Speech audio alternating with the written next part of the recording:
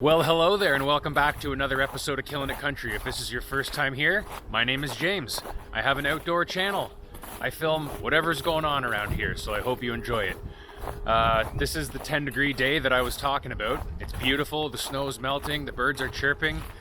I'm just going to do a bit of general housekeeping today. I think I ran out of grease in my grease gun when I was servicing my snowblower, and somebody reminded me that there was a grease fitting that I missed, so I'm going to hit that. Probably going to wrap that snowblower up with some shrink wrap, just so that I can put it somewhere outside for the summer and not have to worry about exposure to the elements. Maybe clean up one of my outbuildings a little bit because it's an absolute disaster. And then potentially get on the phone with Woodland Mills and order myself a wood chipper. I'm thinking about getting the WC46 with the chainsaw holder and the trailer towing bracket.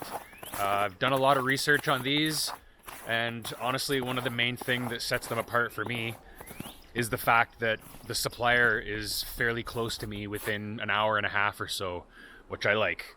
So, that's the plan. Let's do it.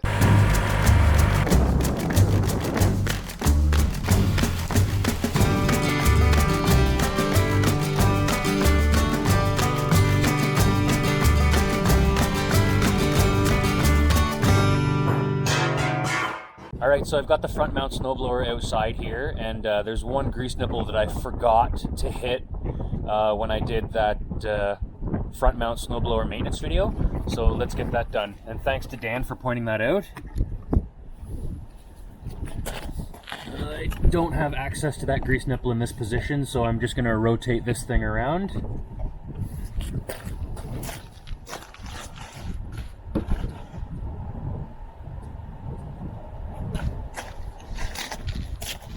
A little more.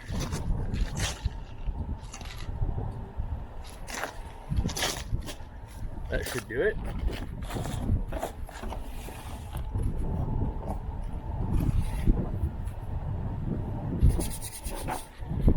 Actually, the grease that's in there doesn't look too bad. I wonder if I remembered to do that, but just forgot to film it. Anyways, we'll put some more grease in it.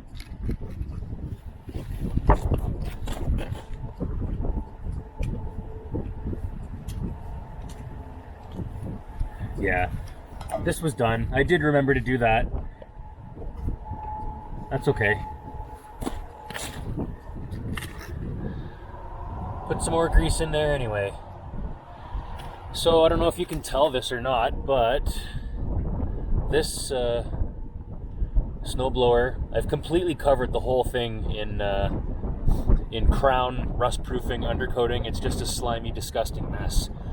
So I'm gonna put a sheet of plastic over this thing and stick it somewhere on the property where I don't have to look at it until fall.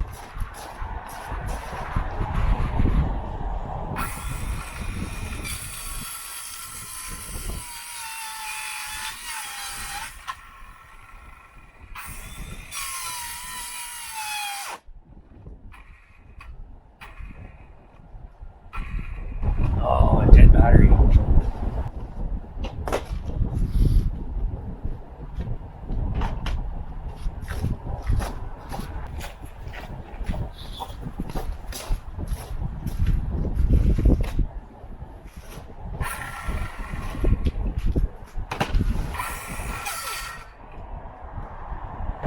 Dead too. Well, not a good day for cordless drills. We'll have to wait and let that charge up.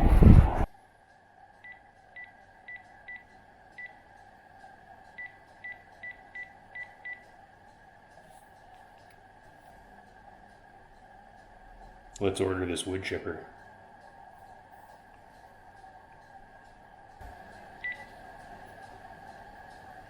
I'd love to order from your website, but you have no option for in-store pickup, and I don't want to pay $400 to have it delivered.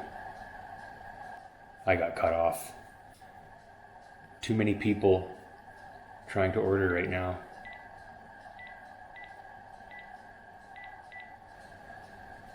It's raining. Good morning, how are you today? Good, I would like to order a wood chipper. I have not. Okay.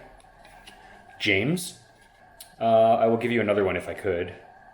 Sure, you can use for pickup, please. The WC46. Yes. I'm gonna get the chainsaw holder as well as the towing kit for the trailer. Okay. It is. Oh wow, that soon, eh? That's great. I could potentially do Friday. Okay, perfect. That's great. Thanks very much. Thank you. You too, take care. Bye. It's so easy to spend $3,500. Ouch. That's going to be pretty sweet though. The forest road, if you've been following me since the start, it's crazy to cut the stuff, drag the stuff, pile the stuff, burn the stuff. It's just going to be so nice to cut it, feed it into the chipper, and not even have to look at it again. If you were listening, I picked up the tow bar for the back of the chipper too, so it bolts onto the hydraulic tank, I guess, on the bottom of the chipper. It'll let me pull the hydraulic dump trailer behind the wood chipper. I can blow the chips right into the dump trailer. I think it's going to be pretty sweet. So maybe that battery has enough charge on it inside the garage. So let's go see if it's charged. We'll get back out there and try to get that snowblower wrapped.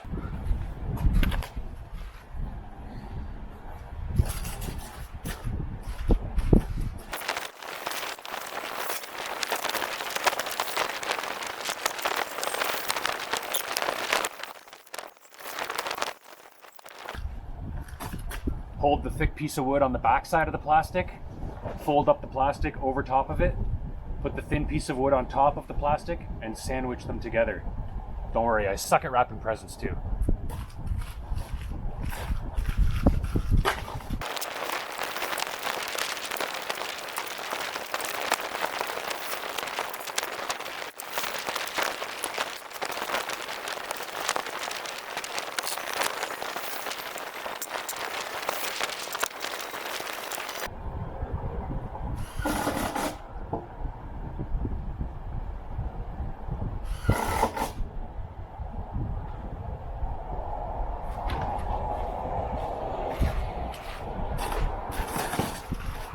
Oh man. All right. Well, it's not pretty, but it'll get the job done. All I want to do is keep the weather off of this thing. Now, this piece of plastic that I'm using has probably been used for about 5 or 6 things already, and they keep getting cut, and the pieces get smaller and smaller and smaller. I think I used this one for a hockey rink a couple of years ago. So I get good mileage out of the shrink wrap. The stuff lasts really good if you don't actually shrink it. If you just use it as tarps, the stuff lasts a long time.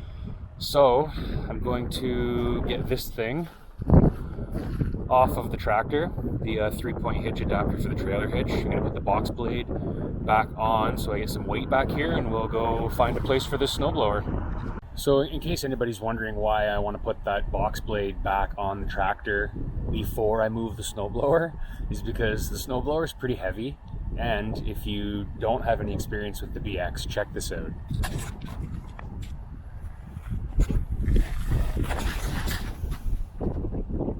It's right off the ground. Right? Nothing on the back. Try to pick up something with the loader. Look at this.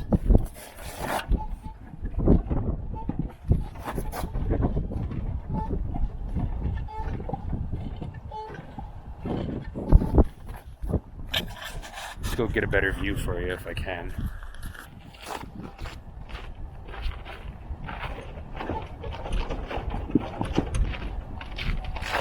Lifting anything heavy with the loader, you got to put something on the back of this thing, some ballast, load your tires, keep the backhoe on something.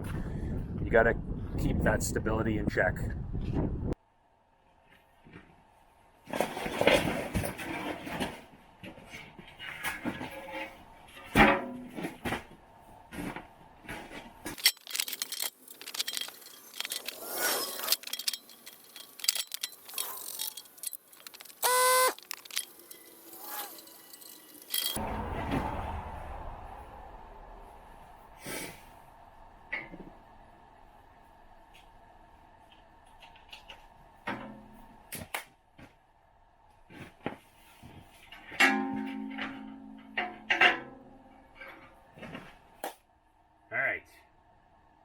go move that thing.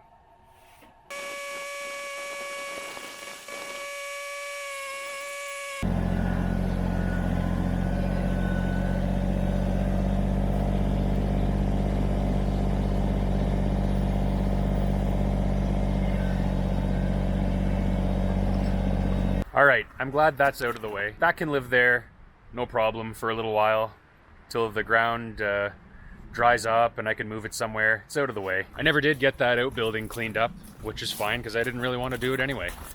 What I am going to do though, now that I've ordered a wood chipper, is I'm going to slide back to Princess Auto, return those hydraulic fittings that I didn't need from the installation video of my hydraulic remotes. And I'm going to pick up a few more of those 1/4 inch quick coupler fittings and 2 lengths of hose, because I want to put a short section of hoses on the chipper itself that can stay with the chipper, so that when I put the chipper on the 3-point hitch, I can extend my remotes to the infeed chute of the chipper, and I can plug the dump trailer into that, so that all the hydraulics are connected and ready to go. So I'm gonna jump in the car and head over there now. All right, back from Princess Auto. We also made a stop off at a friend's house who was able to do some work for me. Check this out. That's the old bracket that I removed off the snowblower because I wasn't sure if these holes were supposed to be elongated or not, and they looked a little bit beat up. He cut a piece out of there for me that I think is going to work just perfect to mount these rear remotes to the back of the tractor. I'll show you guys what I picked up at Princess Auto too. In preparation for the arrival of this wood chipper, I've picked up a couple hydraulic hoses, some more quick coupler fittings, as well as the dust caps.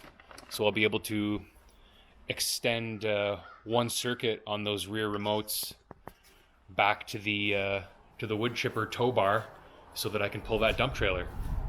So I'm going to get myself a Sharpie and mark my holes that need to be drilled on that tractor and on that bracket, and we'll try to get that mounted up today too.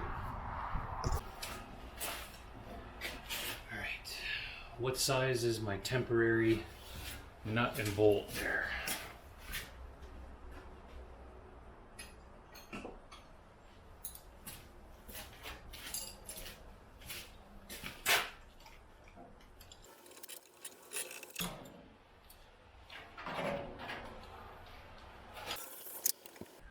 So it's hard to tell, but I have the marks on that piece of steel where I need to drill. So I'm just going to work my way up to a 1/4 inch. Try not to hit the wiring on the back here. I'm probably going to actually undo that light. I should try to tighten that while I'm at it. Paul Short's mod. I've never been able to tighten this one. I'm sure we can figure it out.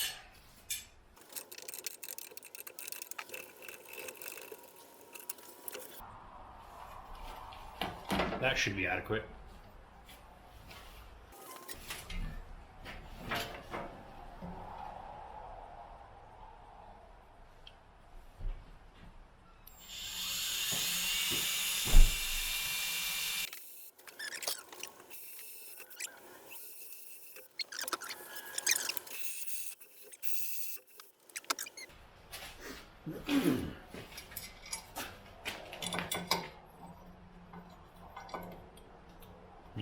No, the holes are slotted. Oh, come on.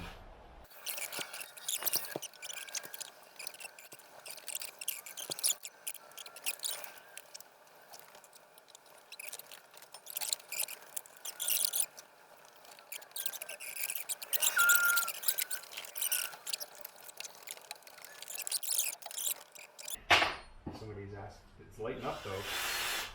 Somebody's asking what? Somebody's asking whether or not I needed to top off my hydraulic tank after installing this remote, and to be honest, I haven't checked the level. I probably should. That'd be a good idea. Then you wonder why you have problems? Oh, stop.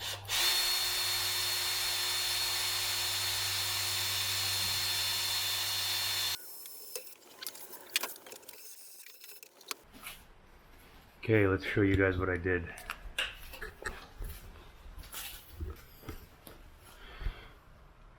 So there's the old snowblower bracket piece. There was already a factory hole in that bracket where the hazard light mounts to, so I'm picking up on that hole, and I drilled a new hole. And if you look at the back of the hydraulic block, you can see I've got a hole in each side, so they'll just line right up. So I will tighten everything up right now and we'll see how it looks.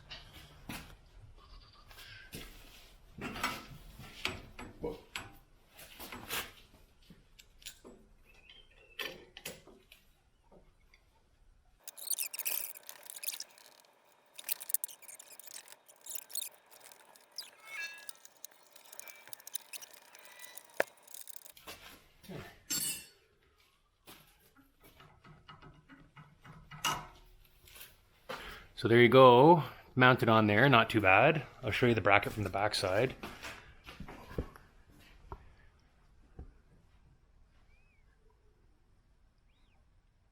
Tried to put those 2 bolts in there the other way, but they would interfere with this piece of thread that holds the hazard light on the side of that bracket there. So that'll have to do, but that's good and strong. That's not going anywhere. So we'll get that light remounted, maybe try to find a way to stop it from shaking around. It's a big sucker. So, sure it will. Oh yeah. Cool.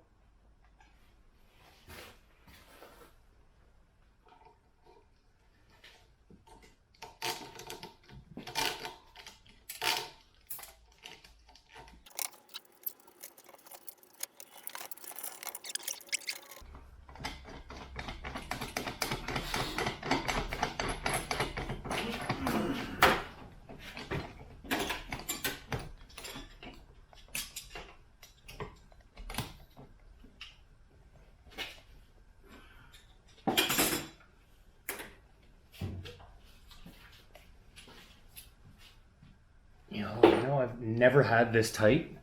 Huh? I've never had this tight since Paul sent these to me from Newfoundland. Now the other side I've been able to tighten, but I just didn't. I could never get this one tight. So that one will now. It's tight now, yeah.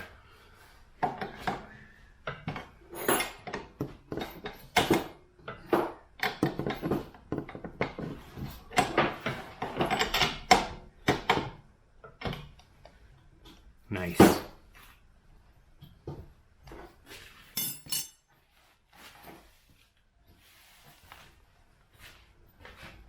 That is awesome.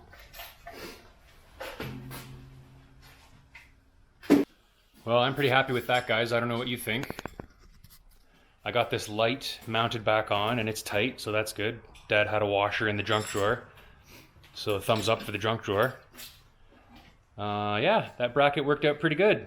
Just when you thought you wasted 40 bucks and replaced a bracket on the snowblower that you didn't have to, you find a use for it and cut it up, and there you go.